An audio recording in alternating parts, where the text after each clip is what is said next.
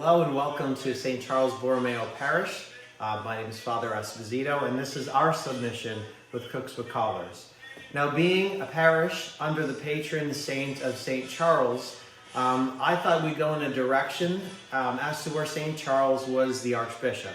He was the Archbishop of Milan, which is in Italy. And so we're going to be cooking tonight a dish that's particular to that area. It's called risotto milanese, or milanese alla risotto, which means it's rice from Milan, basically. So this dish originated in Milan. Let me turn the heat up here. The dish originated in Milan in the, there's two origin stories. So the believable one's the 1800s, but actually it was the 1500s, right around when St. Charles was the Archbishop. There was a glass maker. He was making the glass for the cathedral in Milan, right? So he had a guy that he worked with, and this guy loved saffron. They were dyeing the stained glass with saffron. He was putting saffron in all of his food, so he started to call him saffron in Italian, which is oh gosh, I just looked it up. Saffron? Call him Zaffron, I guess. Like Zac Efron. So Zaffron, they're calling him Zaffron. And so this guy gets married, of course, to none other than the glassmaker's daughter. So for his wedding, what they did as a joke, they put saffron in the risotto, in the rice, and the rice sauce, rice and sauce, and it turned yellow, and it was a hit. And so from that day on, risotto milanese has saffron in it, which is not an indigenous spice to Milan, but nevertheless is basically very Milan up until this day. So if we're going to get a close-up here, I'm going to go take you through the recipe. So if you want to bring the old camera over here. So the first step what you're going to do is take 2 tablespoons of extra virgin olive oil, and then about 3 tablespoons of butter. And you want to put that in a saucepan and heat it up. And then you're going to chop a half a cup of onion. And so you're going to get the onion going. You don't want it to brown, which I think it's turning brown, so we're going to have to hustle on this one. And right at about this time, we're going to add the rice. Now the rice is uncooked, and this is what we're going to use. Borromeo. I don't know how to pronounce that. So we're going to have 2 cups of that. So we're just going to add that, and again, it's raw, to the butter mixture. And what that's going to do is it's going to coat the rice, like so. And stir this in.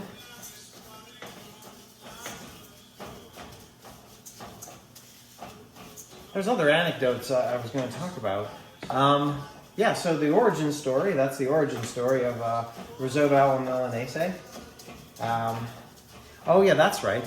So it includes saffron. So before, as type of prep time, what you do is you take half a cup of chicken stock and you add saffron to it. Now, you don't add too much saffron. I made this before and I added too much saffron. I put in all the threads in that little packet. And it tasted like dial soap a la risotto. So saffron can get a soapy taste if you add too much. You don't want to add too much. So this is right here, the chicken stock over here. And so I poured in the saffron, or put in the saffron.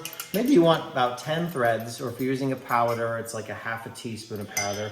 I'm using none of the above. This is from a Mediterranean specialty shop. So I got this kind of saffron here, as you can see. It's almost like chopped up or grated saffron.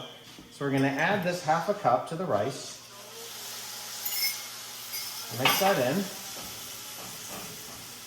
Along with, everyone's favorite is the white wine. This will be a dry white. I'm using a Chardonnay. You want to just do like a half a cup of white wine. That'll cook off. It'll take about a minute to cook off. It's going to give the rice a nice flavor, a good wine Chardonnay, a good dry flavor. So we're going to stir that in, and of course, what you need to do also, because you're cooking with white wine, you have to pour yourself some. But first, you have to take the cap off. Promise I have not been drinking. All right, here we go. See, the bottle's still pretty full. Okay. So, we'd like to cheers to St. Charles Borromeo Parish and to our success with Cooks with Collars, and for all the votes that we want to get. So cheers to that. All right. Okay, so we're going to keep stirring, and we're going to add, basically it's going to be how many cups? I don't know where I put it. Oh, no, yes, I knew I put it somewhere close. You're going to be adding two of these, the chicken broth, slowly adding it by half a cup. You want the rice to be al dente, so not too soft and not too hard, like the perfect type of like texture.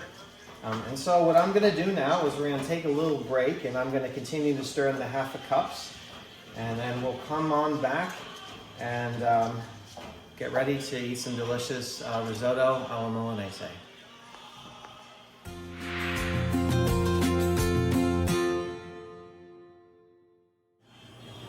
Hello and welcome back to St. Charles Borromeo's edition of Cooks with Collars, and we're making risotto alla Milanese, and it's been about a half hour since we last spoke there during that break. During that time, we went through about 7 cups of chicken broth. If you want to bring the camera in, so this is what it's going to look like. This is the consistency we're looking to have. I tasted the risotto. It is pretty much al dente. And what you want to do at the very end is you want to add a tablespoon of butter. Okay, it's going to give that a very delicious buttery kick. And then, I love pecorino romano. They say Parmesan, but I like pecorino romano. So this is some Mocatelli pecorino romano. You want to do like 1/4 of a cup, like right there at the very end. And then you want to stir this in. Just take a look at that. Now, when do you want to eat this? So this is a good prima. So if you're having like a traditional Italian meal, it'll be the first course before something like a veal or chicken marsala or piccata. If you want to serve it on the side with like a chicken piccata or chicken marsala, that would also be good. If you're sick of just having the piccata sauce flavor the noodles, this rice will really do well with complementing the chicken and the veal. Okay, so we're there at the very end, and you can see it kind of looks. You can see the little pops of saffron in there. Okay, put that there. Now for the plating with the scoop. Okay, spoon. All right. So I'm gonna do a little bit of plating like this. And that's the kind of consistency you want. It should be, it shouldn't like spread over the plate. There should be some definite edges to it. If you want, if you have this kind of saffron, you can just go around like this. Look at that presentation. Pretty good. All right, so we're gonna taste this now. So I'll put that one down there. Fork. And Shannon, my camera person, if you would like to come over and just give this a taste. Now remember, you have to lie. You have to say it's good. Because if it's bad, then we're not going to get any votes whatsoever. All right. Okay, so here's the taste test. It's really hot. Be careful. It's really good. You like it? I do like it. Awesome. It's very good. So this is risotto alla Milanese. And just an upcoming thing our parish does, I'm sure you've heard, we do the Easter eggs. We dip these all kinds of things in chocolate, and we sell them for Easter. We're going to start selling them coming this Lent. So keep an eye out. If you want to put your orders in, just give the parish office a call, and we'll set you up with those Easter eggs. But if you want to try this at home, this is risotto Milanese in honor of St. Charles Borromeo, the Archbishop of Milan. Well, vote for us, and hope to see you soon. God bless. Take care.